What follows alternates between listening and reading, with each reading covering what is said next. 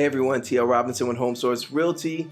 You're on Real Talk with TL, the YouTube channel and podcast that talks about all things real estate and anything else that you might have a question on. So you send your question in to me. I will do my best to answer it. If I know it, I'll answer it. And if I don't, I'll probably still answer it. May not be the right answer, but you'll get an answer, right? And that's all that's important, isn't it? So, if this is your first time, I'd ask that you subscribe. Doesn't matter if you like the content or not. I just need you to subscribe because that's what we do for each other, right? If I was on your channel, I would subscribe, maybe, but check it out. Today's question, I actually was sent a video and somebody's asking me, hey TL, is this true? Like, is this real? You know, what do I do? Thinking about it. This whole masterclass thing is interesting. So check this video out real quick and then let me know what you think. So let's look at it.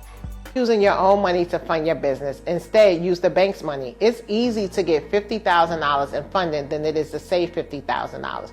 Join my free live masterclass as I break down how to get over $100,000 in funding from the banks and how to invest that funding in real estate. It's easier than you think. Click the link below to secure your spot for my free upcoming class. All right, so is this true?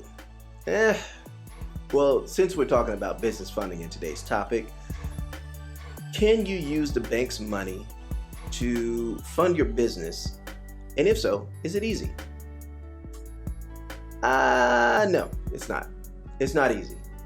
Anybody that tells you, and I'd say don't let anyone tell you that it's easy to get business funding. It's not. It's very difficult, and it's very difficult for a reason. True business funding is typically going to be done directly through a reputable bank. And the reputable bank is either going to do it themselves or they're going to leverage the Small Business Administration. But either way it goes, it's not easy. You're talking about having to show evidence that your business is profitable, which means it has to have been in business for a certain amount of time. You're talking about, monthly profit, monthly income, both gross and net need to look healthy. How long has your business been in play? Do you have a solid business plan? What does your profit and loss look like? What's your balance sheet look like? What can I expect of this business? If I'm going to give you this money, what can I expect in terms of my return? Because that's what the bank cares about. The bank needs you to pay the payment because the payment includes interest, and the interest is what they use to make money. That's how they make their money, right? Now, here's the biggest piece of this puzzle. You've provided all of these different things. You've provided P&L, bank statements, profit and loss. You've been in business for a couple of years. You're showing that you're making money, but guess what else they need? They need a guarantor. They need somebody that is not the actual business itself to guarantee that the business will pay the bill, right? So you need this in order to go forward. The guarantor is typically the business owner or a managing partner or managing member, depending on the type of business structure that you have. So you always need this, especially as a new business owner. You have to have this because there's no track record for the business. So the guarantor guarantees a loan through a review of their personal financial profile. So in layman's terms, if I'm the guarantor, if I'm the person that's going to guarantee my business is going to pay the bills, they got to look at my profile to see if I pay my bills. You can't go to the business because the business has no bills. They have no debt. Any debt that the business has incurred is typically up under the owner, the manager, the managing partner, managing member, whatever the case, right? Even if you have your EIN, there are only so many things that you can open up in the business name. Some things require somebody, right? Until you get to a corporate level, and it's a little bit different. And even some LLCs can get away with it. So your income, personally, if you have any, unless the business is your income, now you're in trouble. Credit score, all these things matter. So I would caution anybody, be careful that you aren't paying someone for information that is free to you. All the information about businesses, business funding, and business loans can be found online through the SBA. You can go to a local bank and you can get the information. Trust me, the local banks want to tell you all about it. They want you to borrow from them because they make money off of it. That's how they make their money. Part of how they make the money. So the best way to find free information is to ask. You have to ask. Visit a couple different banks. I would say visit some local smaller banks They're still more in the relationship-based lending, where they're looking at it from a relationship. They still look at your credit profile, but there's a relationship they want to establish. And then you have your big box banks, your Chases and your Wells Fargos, which are going to be a little bit more standard, right? But steer clear of, there's a new sham out there. I call it a sham. It's business funding. And you're going to get a lot of that, especially once you start an LLC. You're going to start getting text and emails and literature in the mail about, I can get you approved. You've been pre-approved for this business funding of $50K, $200K, whatever it might be. Steer clear of those. What they don't tell you is that this funding is based on not so much on your business and what it produces in profits, but it's based on, let me take that back. It is based on what your business produces in profits, but it's over a short period of time. So what they don't tell you is that it's not really a standard loan. Business funding is not a standard loan. It's not a 10 or 20, 30 year fixed rate. Rather, this is you're borrowing from future forecasted receivables. What does that mean? Tia, what does that mean? Talking French here. Future forecasted receivables. What they want to know is, based off of your last 3 months, your last 6 months of bank statements, we forecast, and maybe your last year or two of tax returns, which you need to have anytime you're going to borrow money from a bank. You need to have at least 1 to 2 years tax returns. We're going to look at your year to date or your annual that you did on taxes, and then we're going to look at your last 3 months, and we want to see how consistent those are. Are you continuing along the same path? You made $100,000 last year on your business, and you're 3 months in, and you're making a third of what $100,000 would be. Don't judge me, because I ain't give you the number for a third of $100,000 right this second. I ain't doing it.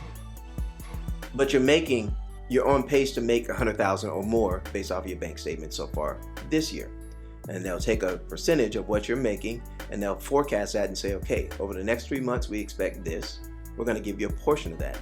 So in a sense, what you're doing with these business funding shams that are not business loans is you are borrowing against your own success. If you're not successful over that 3 months, if anything happens, if you get sick and your pay goes down, nothing will change what they expect you to make.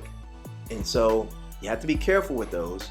I personally would say, if you're trying to grow a business, steer far away from those, because they'll cost you more money than you'll actually be able to make and be able to use to build a business. It's one thing to have a 10 or 20 year fixed rate on a $50,000 loan or $100,000 loan. That's one thing, because at that rate and that pay, maybe you're paying $200, $250 a month, and all the rest of that, your $50,000 or $100,000, you can grow. You can grow with that. You can use that to pay employees, to get new merchandise, product, materials, whatever the case, right? Advertising, marketing, the whole nine. So that's one thing. But when you have someone coming at you, telling you that they're going to give you business funding, but all they're doing is borrowing against you and what you may or may not make in the next 3 months, and then they want it back. And when they want it back, it's not monthly. It's not even semi monthly. This is a daily or weekly obligation that you'll sign up for under these programs. I'm telling you this because I know it, because I actually almost got suckered into one. I'm telling you because I know it. So be careful, because it looks attractive. And then once you get the information back, I was like, wait, hold on. What the heck? Why would I pay you guys every day and I'm trying to grow a business? That makes absolutely no sense, right? So just be careful of that. Small business owners that are desperate to grow will always get sucked into this, no different than folks that get sucked into payday loans. Because that's all it is. It's the payday loan of the businesses. So in this case here, is this lady telling the truth? I would say that she may have, some things that she wants to talk about here, and maybe there's some things that might actually benefit you. But I can almost guarantee you, matter of fact, I'm going to say I can guarantee you that everything she's talking about is out there. You just got to look for it. You got to know the right questions to ask. The sad thing is that somebody would capitalize on, which I guess is not sad, because that's what our schools do now. They capitalize on educating us. All right, not trying to get political here. Here's the deal. I would say this. When I went and looked into this lady, I think the program was like $1,500 or $1,600 for this course. It was like 6 steps to get yourself to a point where you can get this funding. 6 steps. So you mean to tell me I could have started a business, forget about school, forget about, branding, forget about everything. I could have started a business, paid $1,500 or $1,600, went to your class, and after 6 steps, I can go and get funding for my business. That's what you're telling me. So all this money and time that all these small business owners are wasting, they could have actually grown their business with 6 steps for $1,500. Come on now. Let's not take away from the fact that this person is apparently now supposedly a multimillionaire. Started out one way and now they're multimillionaire. But are they multimillionaire because of what they did, or are they multimillionaire because they know how to run this type of game where they charge you and I all this money for 6 steps? And it's like, oh my God, this is great. And it doesn't mean it doesn't work. I'm not saying it doesn't work. What I'm saying is, as a small business owner, are you in a position to spend money for something that's free? And is there an indication here, or is there an assumption here that there's a secret to getting business funding that nobody knows about except for this person in this masterclass? Come on now. Every bank operates under the same pretense. I'll give you money, but you're gonna have to prove to me why I'm gonna give you money. That's the bottom line. I'll give it to you. I gotta know that you're making it. I gotta know that you're gonna pay it back. This would be no different than going in for a house. I want to purchase a house. Yep, you can, but you gotta show me that you'll pay it back. I'm not gonna give you $250,000 and you don't have a job. I'm not gonna give you $250,000. You've been on your job for 4 months. Come on now. I'm not gonna give you $250,000, and when I look at your credit, 17 of your 20 trade lines are past due in collections. I'm not going to do that. So if I'm not going to do it for a house, why would I do it for a business? They essentially are creating the same type of risk and debt. The better thing is that the house is even a little bit better because people want a roof over their head. They'll let a business go under, but they're going to have somewhere to stay. So I'm just saying, just throwing it out there. So if you'd ask me, I would be very careful of this. One of the things that you're going to need in business funding is your actual EIN. Unless you're a sole proprietor, then you use your social. But if not, if you're a partnership LLC or whatever the case, an LLC or different, you're going to need blah blah blah.